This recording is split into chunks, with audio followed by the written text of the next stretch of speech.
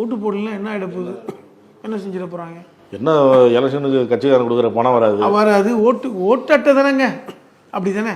நல்லா கவனிச்சிங்களா? இப்போ இந்த கொடுத்த டாக்குமெண்ட்டில் வாக்காளர் அட்டையே இல்லை தெரியுமா?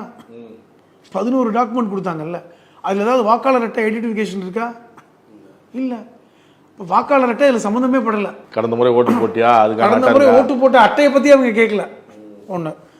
12வது டாக்குமெண்ட்டாக என்ன வச்சுருக்காங்கன்னா ஆதார் கார்டை வச்சுருக்கான்.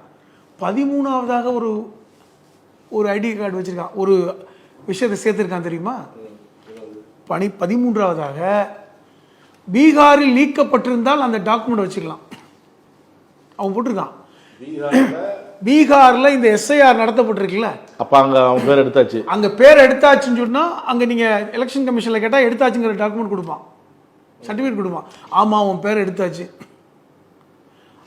அதாவது எக்ஸ்ட்ராக்ட் பண்ணிட்டாங்க, அது எக்ஸ்ட்ராக்ட் சர்டிஃபிகேட். அதாவது என் பேருங்க இல்லை, நாளைக்கு நீங்கள் தமிழ்நாட்டில் இல்லைனா கூட அந்த மாதிரி சர்டிஃபிகேட் வாங்கலாம். என் பேர் இல்லைன்னு சர்டிஃபிகேட் வாங்கி வச்சுட்டிங்கன்னா, ஒருவேளை நீங்கள் தமிழ்நாட்டில் இருந்தால் தமிழ்நாட்டு வாக்காளர் பட்டியலில் உங்கள் பேரை சேர்த்துக்கலாம். பீகாரில் நீ இந்த வேலைக்காக வெளில போயிட்டா, இங்கே இல்லை, அதனால் உன் பேர் எடுத்துட்டோம் அப்படின்னு சொல்கிறாங்க. அதுக்கப்புறம் நீ எங்கே வேலையில் இருக்கியோ அதை நிரூபிச்சின்னா அந்த மாநிலத்தில் ஓட்டு போடலாம். ஒரு டாக்குமெண்ட்டில் அது ஒரு டாக்குமெண்ட்டாக வச்சுக்கிட்டாங்க. உங்கள் ஏஜை நிரூபிச்சுட்டு அந்த இடத்துக்கான உரிமையை நீங்கள் காமிக்கிறதுக்கு இந்த சர்டிஃபிகேட் கொடுத்தா போதும், உங்களுக்கு இங்கே வாக்காளர் பெயரில் சேர்க்கப்படும். இப்போ நான் இன்னொன்று சொல்கிறேன். 2011 மக்கள் தொகை கணக்கெடுப்பின்படி பீகார் மக்கள் மட்டும் தமிழ்நாட்டில் 33 லட்சம் பேர் வாழ்கிறாங்க. 2011. நான் சொல்கிறது அஃபிஷியலான தகவல். இன்னைக்கு பார்த்தீங்கன்னா கிட்டத்தட்ட 60 லட்சம் பீகாரிகள் தமிழ்நாட்டில் இருக்காங்க. சரியா? அதிலும் குறிப்பாக இந்த 60 லட்சம் 65 லட்சம் பேர் நீக்கப்பட்டாங்கல்ல, அதில் 6.5 லட்சம் பேருக்கு இந்த சர்டிஃபிகேட் கொடுக்கப்பட்டிருக்கு தமிழ்நாட்டில் வாழக்கூடியவங்களுக்கு. அந்த 6.5 லட்சம் பேரும் பெரும்பான்மை எங்கே இருக்கான்னா திருப்பூர்லேயும் சென்னையிலையும் சேலத்துலேயும் ஈரோட்லேயும் இருக்கான்.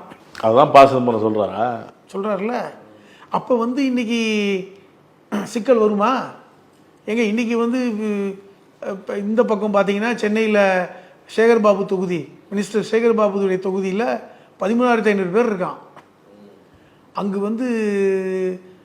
அந்த வாக்கு வித்தியாசமே 5,000 லட்சம் தான். இது மாதிரி இடங்களில் இன்னைக்கு ஒரு சிக்கல் இருக்குது அப்படிங்கிறதையும் சொல்கிறாங்க.